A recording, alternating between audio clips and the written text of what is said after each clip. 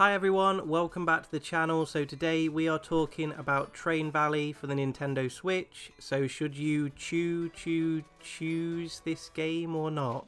That is really terrible. As you can see from the footage then, this is a train simulator stroke train management game. There's not much to say really about the story. It's set in 5 different eras and 5 different places, and that is Europe 1830 to 1980, America 1840 to 1960, USSR 1880 to 1980, Japan 1900 to 2020, and then Germany 1830 to 2020. The game has 2 different game modes. It has your story mode, in which you have to complete tasks and you have to stop yourself from going bankrupt in order to complete the level and move on to the next stage. It also has sandbox mode, so that's all the same levels that you have in your story mode, but then there is no tasks or anything like that to complete. So if you just want to build a mega railway, you can just do it in that sandbox mode. So that's quite a good way if you are getting frustrated with certain tasks in the story mode. Okay, let's just talk about the controls then. So you use your L and your R button to move across the buttons on that top row. The first button is changing the tracks and the direction of the tracks. The second button is your track, so that's adding track. Third button, demolition. Fourth button is to make your train actually leave the station.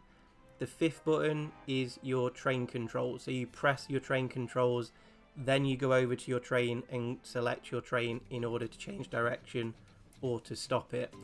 I do think this would have worked really well with a touchscreen option. I don't think they'll add it in, but I think it definitely would have worked extremely well with a touchscreen option, just to speed things up, because selecting L, scrolling through, then moving the cursor to the train, or dragging your track and then realizing it's gone wrong. I just think it would have tidied the game up a little bit if we'd have had some touchscreen controls. The bar in the top of the screen, the blue bar, that moves through time, and that is telling you how long you've got left to play of the level. So your main objective is to make it through the end of the level without going bankrupt and getting all of the trains, or as many of the trains through as you can. And then on the right side of the screen, you have your advanced objectives. So each level has 3 extra objectives. Normally it's a case of don't let the trains go into the wrong station, or you need to spend this much money, or you need to not destroy this thing. But your main objective in every single story and every level is get all of the trains through. And when that blue bar gets to the end, if you've only got 2 trains left, it means once they get through to the station, you'll have completed the level. One thing I really did like about the game is if you failed a level and you had to replay the level, which did happen a lot to me, it never started in the same place. So you get given a couple of stations, maybe 1 or 2, sometimes 3, but they never start in the same place. So if you've really struggled and you just can't quite wrap your head around, I need the trains to go this way, or I need the track to go this way, you know that the stations are going to get put in a different place, so you can always restart, which did, again, it added some replay value, and it meant that if I was getting super frustrated, hit restart, they're going to get put in a slightly different place, and it might be harder, it might be easier, but it just added something different to each level if you did fail. I think they've got the price point absolutely spot on with this, £10.79. Possibly could have dropped it under the £10 mark, but I think that's a really good price. You're looking at probably 10 to 15 hours for the story mode. It just depends how fast you set the game at. You can have it at ×1, 2 or ×4 speed.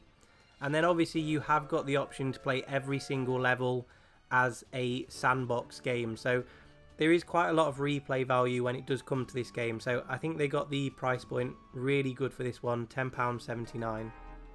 Just to finish then, I don't really enjoy sort of strategy simulation games that much, but this was kind of my first try out of playing a train simulator and any kind of simulator really, and I did have a lot of fun with it. So I think even if you're not into trains, or you're not into kind of management or simulation games, you can have a lot of fun with this game.